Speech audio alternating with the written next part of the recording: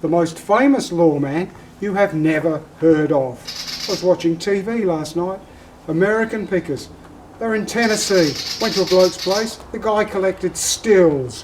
One of the presenters says, I have never seen so many pristine, old, genuinely old stills before. And then he goes on to say, it's hard to find them in this condition because there was a lawman down this way, Pusser, I think his name was, and he had a vendetta against people that had stills.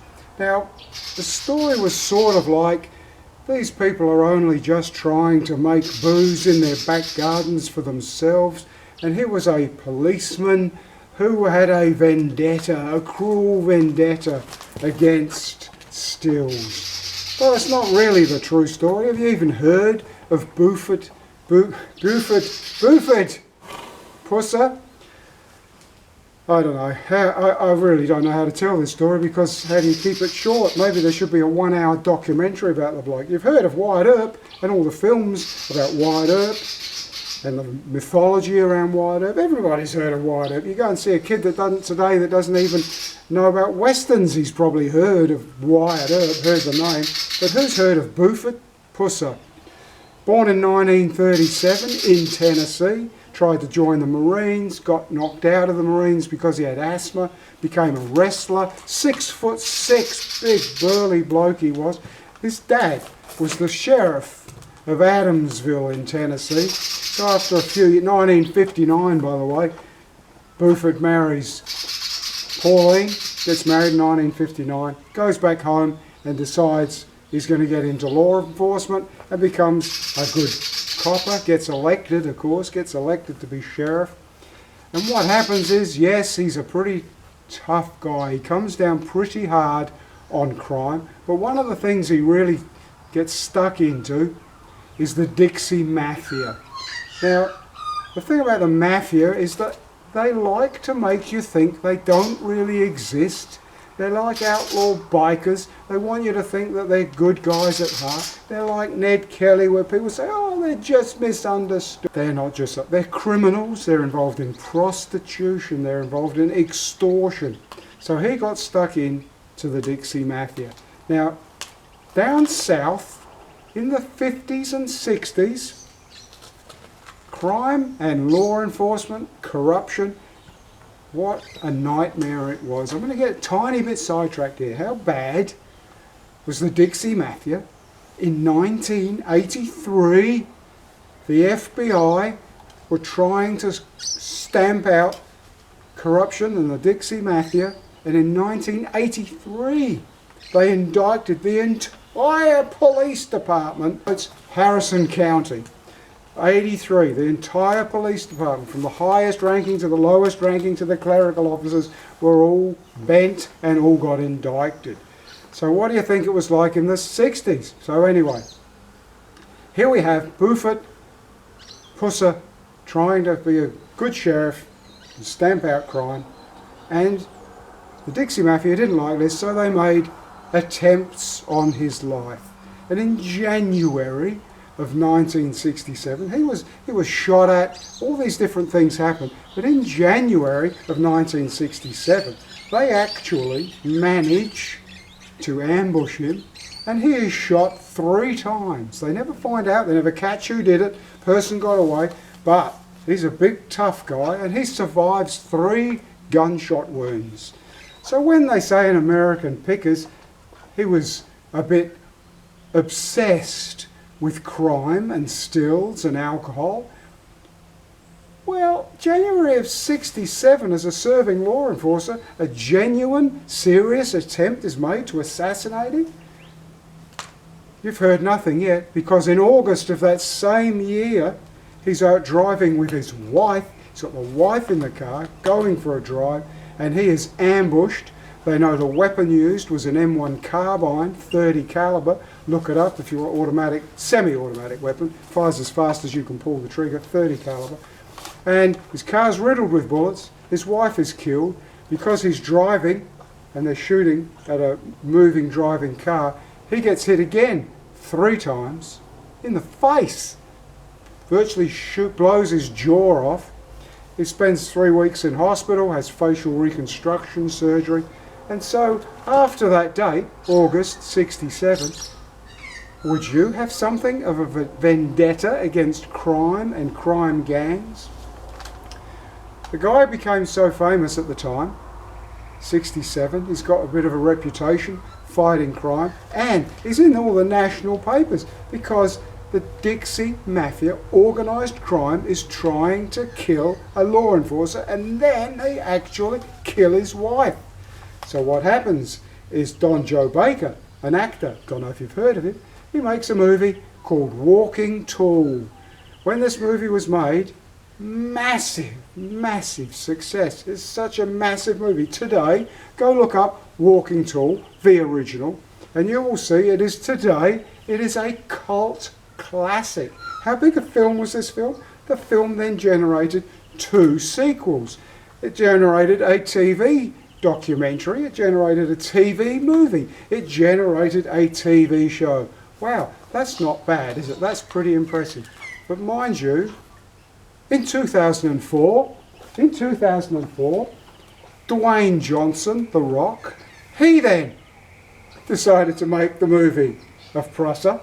And that movie was so successful with Dwayne Johnson, that had 2 more sequels and another TV show and a documentary made from Canada, and then another television show was made on top of that. Now you say, my gosh, you have all these movies with Wyatt Earp in, and Deadwood, and not Deadwood. He did go to Deadwood. Argument about whether Wyatt Earp did or didn't go to Deadwood. I've made a video about that, but you can see I've got sidetracked in a video that's going to be bloody long enough anyway. So moving back to, why haven't you heard of Buford Pusser if all these many films and documentaries and TV shows and made for television movies and made for DVDs, because they didn't use his name. Wyatt Earp's name was always used in the movies, plus all the other ones, all these ones about Pusser, the main leading character had a different name. So that's why you've never probably even heard of Buford Pusser. But fear not, there is actually a museum dedicated to Buford Pusser. Now you see, what you've got to remember is that his wife, Buford's wife, was killed in 67, and he never remarried, loved his wife, and so they'd only had a chance to have one child. They had a daughter.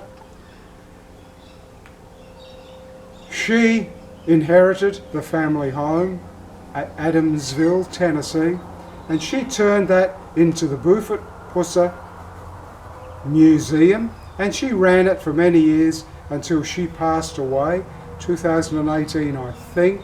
She passed away. Thank goodness they've kept the museum. So today you can still go to this museum, and in fact there is also in May of each year, would you believe, there's a Buford Pusser Festival still held in Adamsville, Tennessee. How marvellous.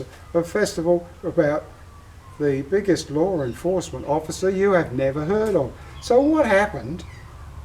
This story, why it's difficult to tell is because it sort of jumps around a bit. Because what happened is, when the movie, original first movie came out, Walking Tall, I already told you it's such a massive hit, it had 2 spin-off movies. But what I haven't told you is when it first came out, and when it was a massive hit, and before the sequels came out, Bing Crosby Productions in Miami, Bing Crosby Productions in Memphis, thought Walking Tall was such a massive hit, they wanted to make a sequel. But they were going to make a sequel starring the man himself. So he was out at a state fair when he got contacted by, he's scratching himself. When he got contacted by Bing Crosby Productions, they said, we want you to star in the sequel to Walking Tall. He said, yes, I'm going to do it.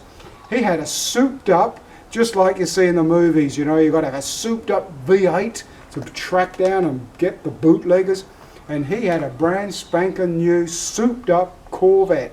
And what happened is he got told, we want you to star in the sequel to Walking Tall. So he said, yes, I'm going to be in it. Signed all the, it was a done deal. It was going to happen.